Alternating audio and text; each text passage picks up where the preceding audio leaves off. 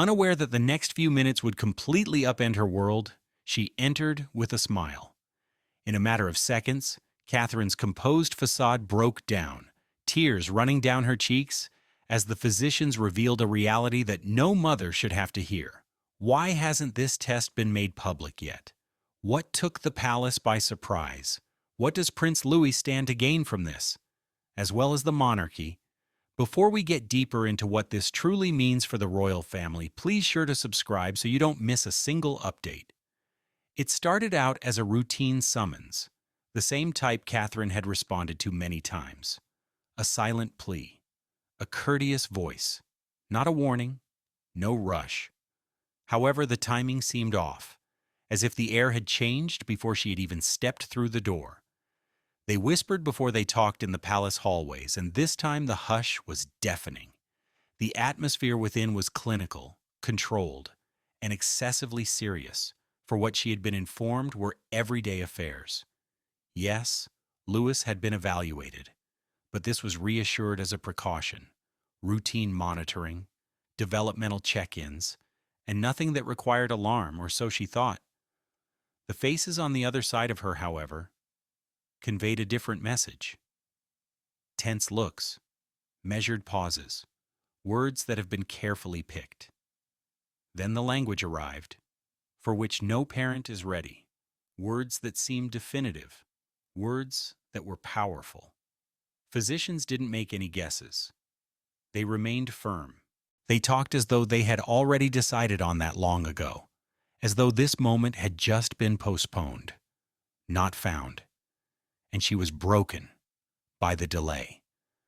The knowledge that something this important had been taking place in the background, behind the cover of assurances and formality. Catherine lost her temper. Not lightly, totally. Later, the sound of a chair grinding back would be described by insiders, a sudden gasp for air. As reality set in, hands began to shake. There was no confusion here. Shock and guilt collided here. The type that poses insurmountable queries, such as, "How did I miss this? Before me, who knew? Why now?" The palace machine started up in a matter of minutes. The phones fell silent. Internal channels were shut down. People stopped talking in the middle of sentences. Orders were given forth without justification. Aids spread quickly, not to provide solace but to contain, hold data, to control the response, hold Catherine in check. As she was escorted out of sight, witnesses said that she vanished down a hidden hallway with flaming eyes and a pale face. She felt the burden of something permanent bearing down on her. Employees were told not to talk, not to conjecture, to forget what they had witnessed. For whatever had just been made public was not intended to leave those confines. However, secrets tend to seep through gaps that nobody initially notices, and the palace was already preparing for impact, while Catherine was left alone with the type of fear that rewrites a mother's universe. This moment could not remain buried in the past.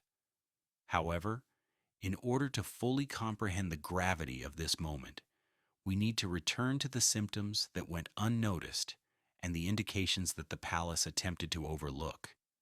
He was the playful light of the palace. However, beneath Louis' sly smile were subliminal cues that were overlooked by many, disregarded by others, and written off as a passing fad. In retrospect, those symptoms appear horrifying.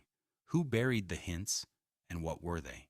Little things were the first, hardly perceptible at first, word formation delays, instances of poor coordination, and silent play pauses that used to be dismissed as imagination but now cause concern. Prince Louis was supposed to smile on cue as the royal schedule whirled by engagements, appearances, and orchestrated picture opportunities. However, beneath those meticulously chosen pictures were times of uncertainty, bewilderment, and a silence that no one dared to identify. Staff started noticing Louis' tendency to become tired easily at events, waving for a few minutes, then clutching Catherine's hand, clearly exhausted. Online videos showed him dozing off throughout ceremonies, blinking slowly and appearing aloof. It was deemed cute by fans. According to commentators, he was just overloaded. However, some insiders started muttering. It didn't feel quite right. The nanny was the first to cautiously say it out loud, to a senior helper with care. She had witnessed the growth of other kids. Louis was unique. She observed his difficulty following directions and his tendency to lose his equilibrium. How, when overstimulated, he frequently froze. She was not advocating for panic, just worry. However, worrying about the royal machine might be harmful. Catherine heard it. Long before she was informed, she sensed it. Mothers always do. There was an unwritten yet strong bond between her and Louis. It also alerted her to a problem. However, she was greeted with tight smiles and clipped assurances each time she raised it, and her voice faltered in concern. They claimed that boys develop differently. They stated that he is in the spotlight. All he needs is time. But she was afraid it wasn't time.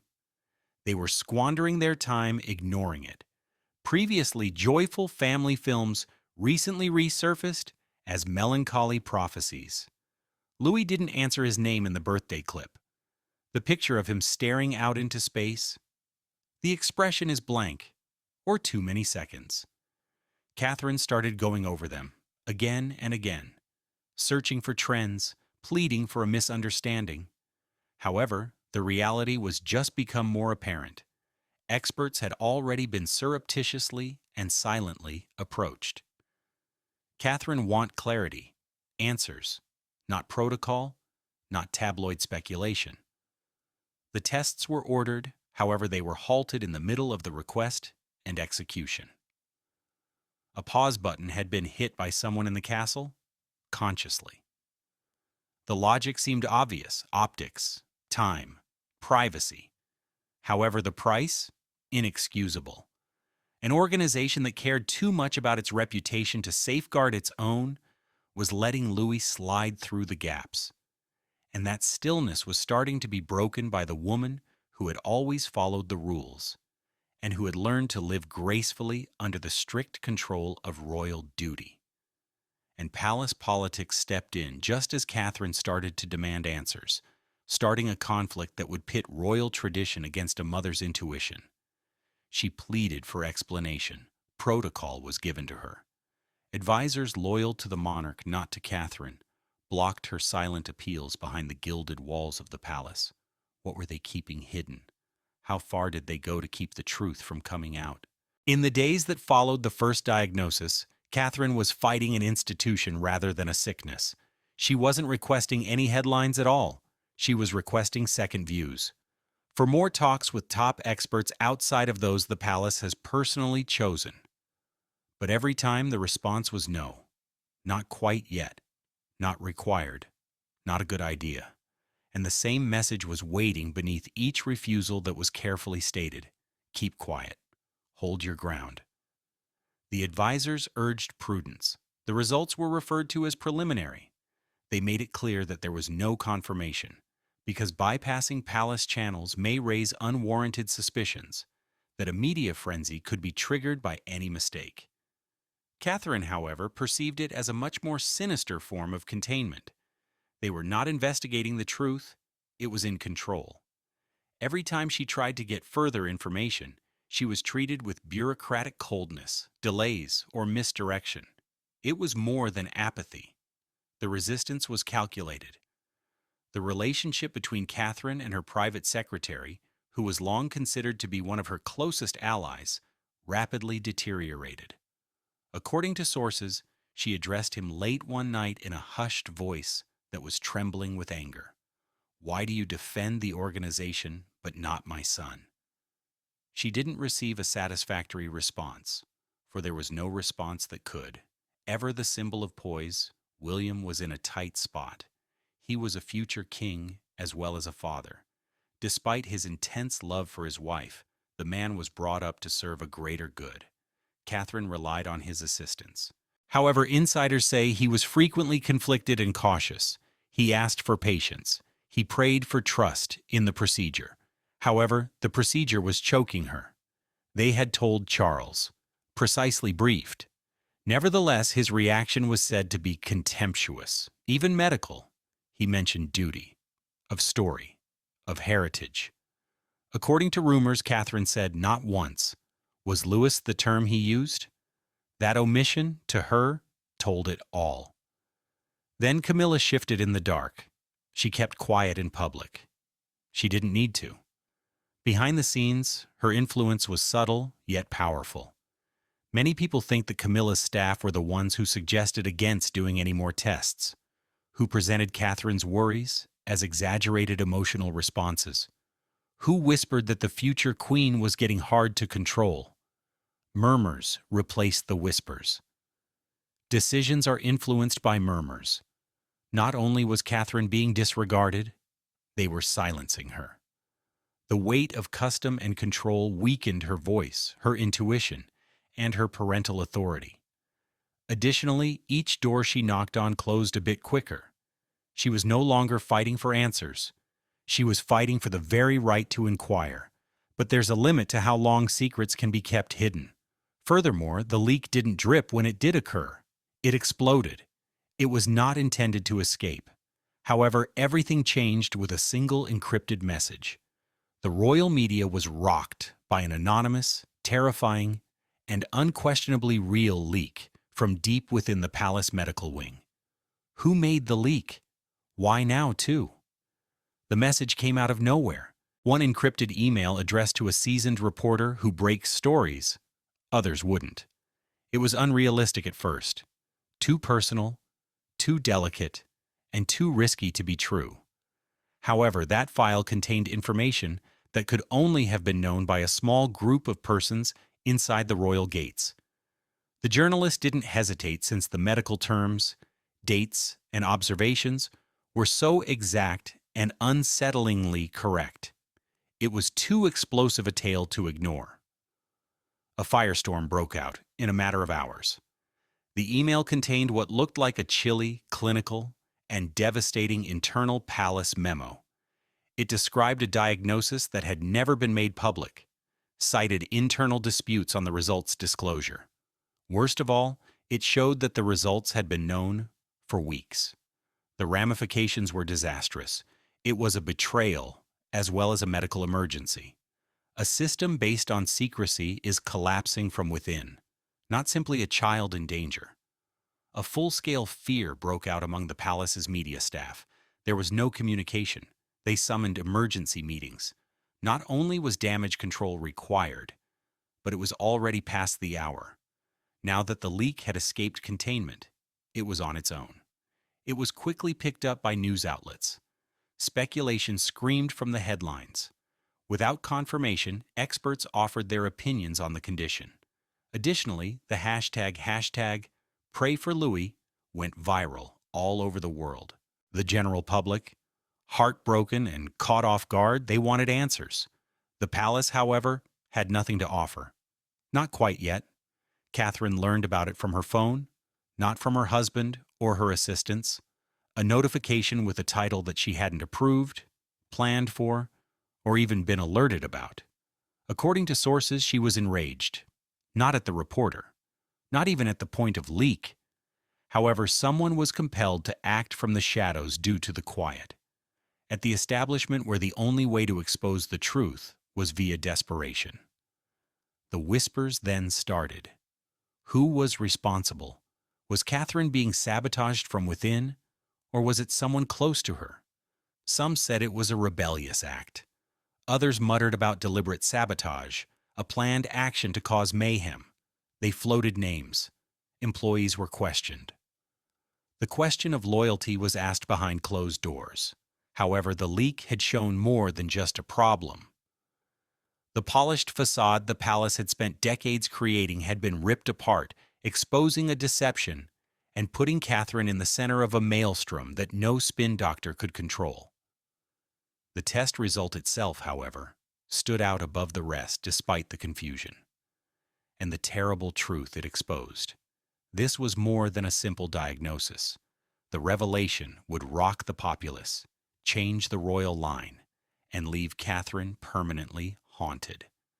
The air fled the room as soon as the doctor finished speaking, for Louis, what does this mean?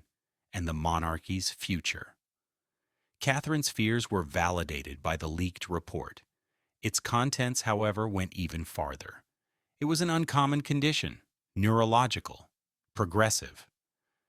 No one could dispute the symptoms of a genetic abnormality that had escaped early discovery. With sterile detachment, doctors described it.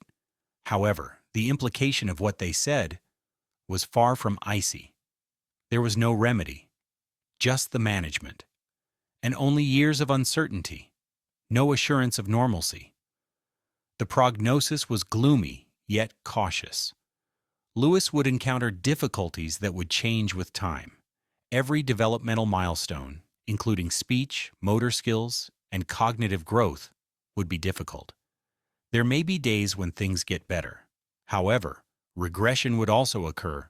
The future would be uncertain.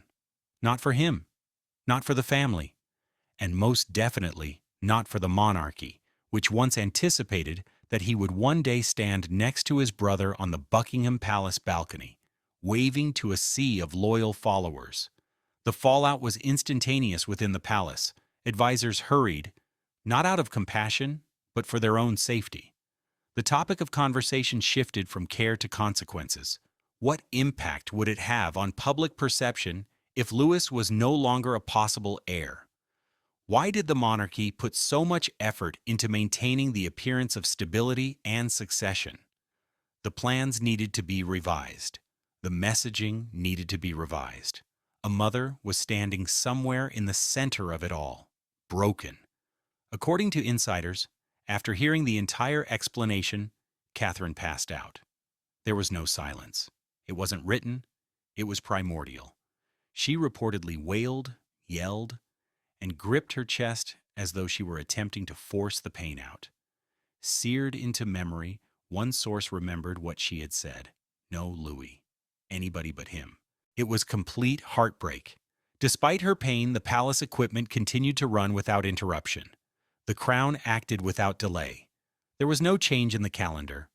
The walls showed no concern. In contrast, William's response was anger. Catherine nodded. Not even at Faith, however, at himself. In the palace. The counselors assured him that everything was under control. When the evidence screamed urgency, the voices advocated delay. He was overcome with guilt. He had been overly trusting. He trusted the well-crafted briefings and ignored the scenes that now tormented him in slow motion. For the first time, William viewed the organization as a machine that could sacrifice itself, rather than as a legacy to be inherited. And their son had been let down by that machine. A new reality began when the diagnosis was made. Louis would require ongoing, changing, and intensely private royal responsibilities and public expectations that would all have to be re-examined, rewritten. Maybe it was completely abandoned, because the boy who had once stood tall on the palace balcony now had to confront a life that would take place in hospitals and therapy centers rather than in coronations and ceremonies, far from the limelight. Others were already quietly vying for the crown, while Catherine lamented what might have been. However, because power in the royal court never rests, others plotted while Catherine was in mourning. Camilla moved while Catherine wept.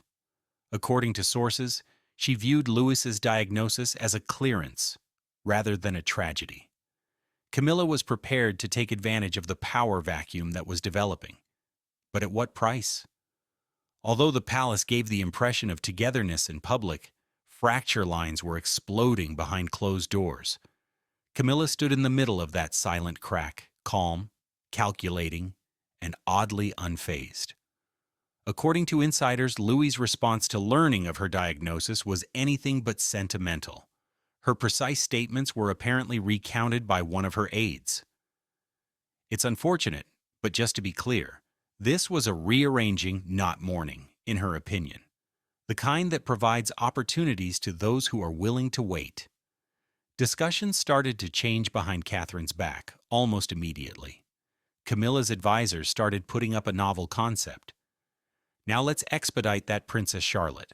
that the duty line must not be broken, and changes needed to be made quickly and effectively if Lewis was no longer feasible. It was a businesslike tone. Cold. Empathy had no place there, just continuity and optics. Camilla's camp was mobilizing, and they weren't wasting time. Meetings started to take place. Tiny, casual, but intentional. Catherine was not invited either. According to one particularly startling claim, Camilla secretly called a private meeting in the private wing where advisors talked about succession optics, future duties, and media narratives. Not a mother, not a wife. Only politics and power. Catherine was furious when she learned. Long suppressed, tensions between the two ladies finally surfaced. Still in shock over her son's illness, Catherine greeted Camilla angrily, rather than politely. According to sources, she called for openness, dignity, and participation. According to reports, Camilla's response was icy. The monarchy must persevere. It wasn't intimate. It was about survival, she insisted. For Catherine, however, the message was obvious. She was inconveniently grieving. She was expected to remain silent. Once regarded as the brittle hub of royal unity, Charles continued to act in an unsettlingly passive manner. He wouldn't step in. According to those with knowledge of the matter, he used neutrality to justify his inaction as a means of maintaining stability. Others, however, viewed it as cowardice, a failure to defend his grandchild, his son, or the woman his family once pleaded with the country to recognize as their future queen.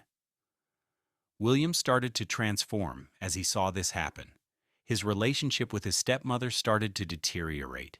He saw the low-key maneuvers. The whispers reached his ears. And his distaste for royal politics grew as his allegiance to his father faltered. They were ignoring his wife. They were erasing his son. He was now seeing Camilla go in the direction of a future in which Louis was completely absent. However, Catherine had no intention of remaining silent any longer.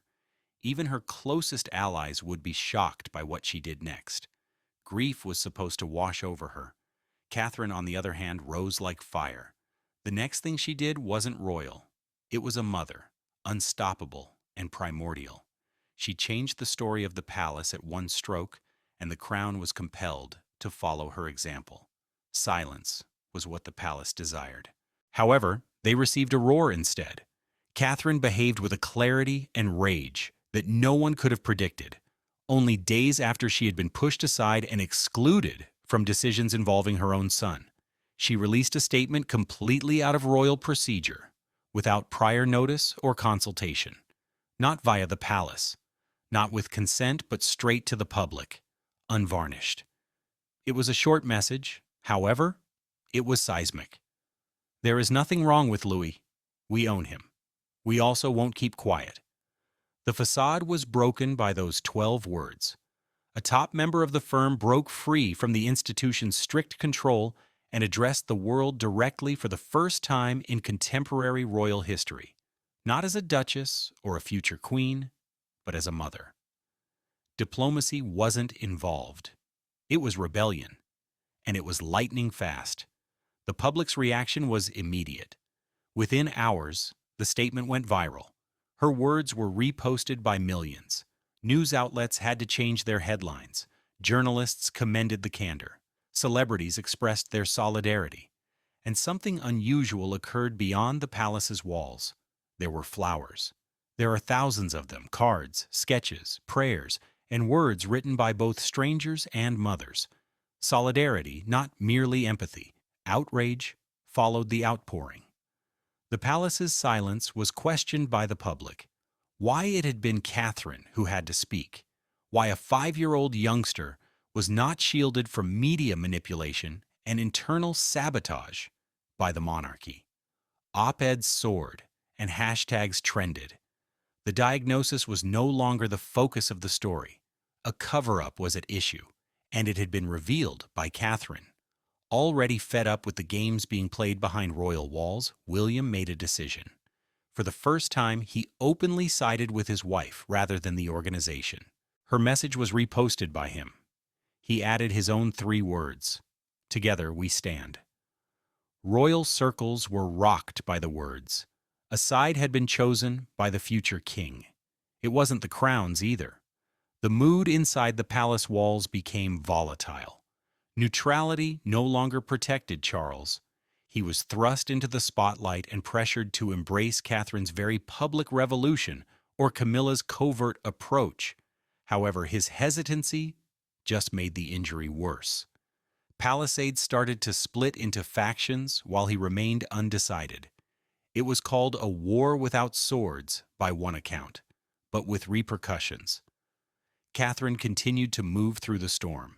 She started redefining Louis, rather than merely defending him. Louis would transform from the frail prince hidden away from the world, not a successor, not a symbol of royalty, a beacon, however. Catherine contacted advocacy groups, charities, and experts. Plans were made to start a new program that would target kids with neurological disorders. Titles wouldn't be relevant here. It would have to do with reality, concerning visibility, about vulnerability as strength.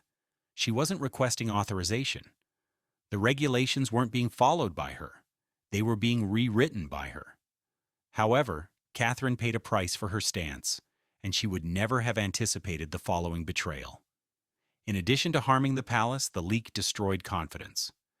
Catherine was stunned when the mole's mask was eventually removed. Someone she trusted with Louis's life, someone close to her, had traded her suffering for publicity. At first, the investigation proceeded in silence. Nobody wanted to acknowledge the potential depth of the betrayal. Call logs were reviewed, texts were tracked, and cybersecurity teams were discreetly brought in. The palace was not the only source of pressure. Catherine herself demanded to know how something so personal and heartbreaking had been expertly leaked to the media. Then a name appeared, one she didn't anticipate. Where did the leak originate? An old assistant. Not merely an employee, but an integral part of Catherine's everyday existence. Someone who had been there for years.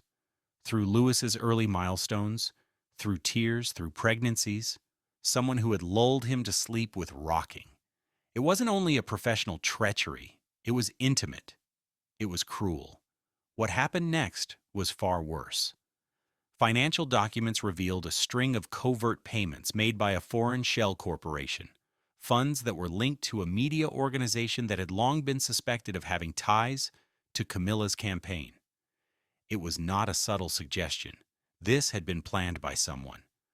Catherine's sorrow had been purchased by someone, not for the truth, for command. According to reports, Catherine passed out when she was informed. Not in a big way, not for show, but from the overwhelming emotional burden of everything. Insiders claimed that as she whispered the words no one ever imagined hearing from her, her voice cracked. I was alone. It was more than just a breach of trust in that instant. It was the breakdown of a secure environment, the knowledge that everyone had a cost, even those closest to her. The assistant was taken into custody. Take out. They released statements. However, the harm could not be undone, and the sterile response from the palace was exposed by the people who were observing from the outside. They saw sabotage instead of controversy. Allegiance to the monarchy started to erode. Press statements from the palace that were meticulously crafted were no longer desired. They desired responsibility. Justice was what they want. They wanted Catherine to rise above all else, and she got up. I'm devastated. Catherine didn't back down. She started severing connections, silently purging her inner group of any remaining allegiances. Not much fanfare, not a single headline, just strategy and stillness. She swore she would never be taken by surprise again. Brick by brick, she swore to reconstruct her world. On her own terms this time. No more traditional smiles. No more requesting authorization. She was aware of the price of being silent. She had finished paying it now. And there is still one last question when everything is said and done. What does Prince Louis's future hold. He will define a generation even though he may never wear a crown. Louis finds a new way in the midst of betrayal and pain for Catherine, as well as for the monarchy.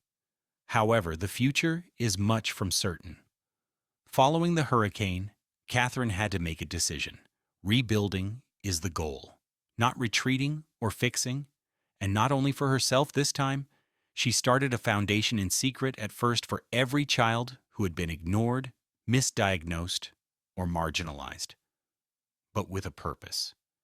Its goal was very clear: to provide families with the same kind of diagnosis that had rocked her own world with information, tools, and emotional support. It was named after Louis, not as a representation of weakness, but of tenacious fortitude. This project was not a vanity. With all of her sadness, her anger, and her clarity, Catherine hurled herself into it. It was not a side project to build the basis. She was fighting the war, a conflict with silence, in opposition to stigma, in defiance of the system that instructed her to smile while her child endured pain in private. The globe reacted. Donations flooded in. Letters were written by parents. Physicians volunteered to work together.